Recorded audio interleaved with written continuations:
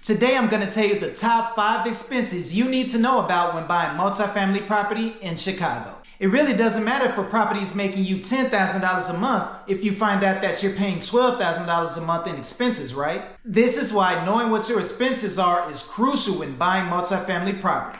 So stick with me and I'll let you know the expenses you need to look out for, with the last one being a sneaky expense that not many people think about, but it can absolutely kill your profits. The first expense you need to look out for are, of course, the utilities. Did you know that even if the tenant pays their own gas and electric bill, there are still some utilities that you as the owner are responsible for? For instance, as the owner, you are still responsible for the water/garbage bill, or whatever they call it in your area.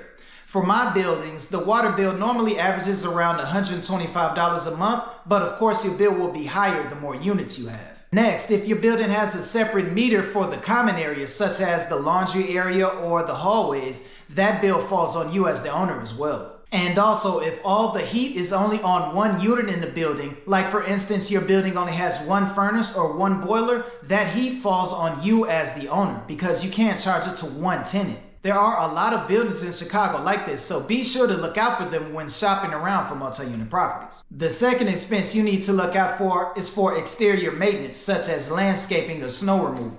Many first-time investors tend to just look over this expense, just like I did when I first started.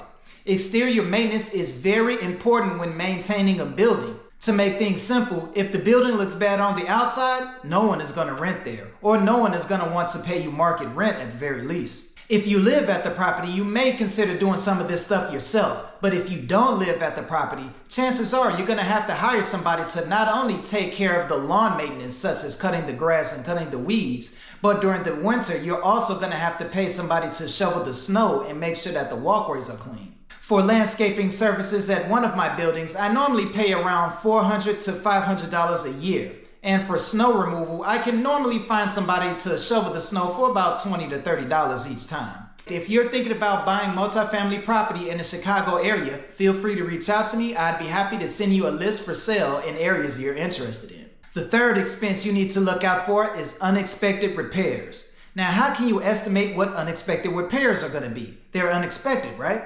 The fact of the matter is things break down over time, and it can be anything from your toilet to your appliances to your roof. They always seem to happen at the worst times too.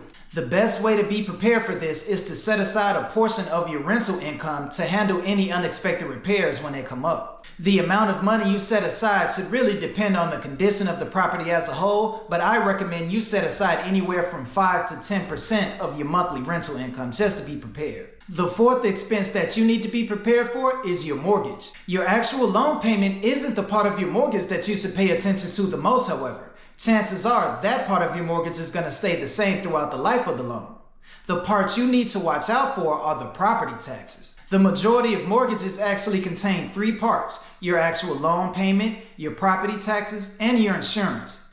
Your loan payments, once again, usually stay the same throughout the life of the loan, and insurance more or less stays the same as well. Your property taxes, however, will tend to increase from year to year. This means that as your property taxes increases, your mortgage as a whole will increase as well. Using myself as an example, my mortgage has increased by about $300 since the time I first bought the building about 10 years ago. So make sure that you keep an eye on what your property taxes are doing, and make sure that you are adjusting your rents to be able to cover this extra expense. And last but certainly not least, the fifth expense and the sneakiest expense you need to be prepared for are for vacancies. When you own multifamily properties, there will be times where some of your units are vacant.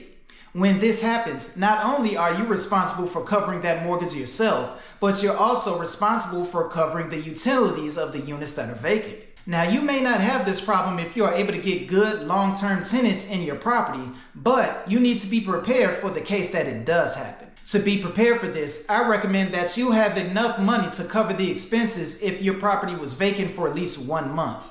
That way you could be prepared for any worst case scenario. If your property was fully occupied for the entire year, then great. You don't need to save any more money for this. However, saving this extra money will make sure that you're covered in case this does happen, and will help to eliminate a lot of the worry that comes with owning multifamily property.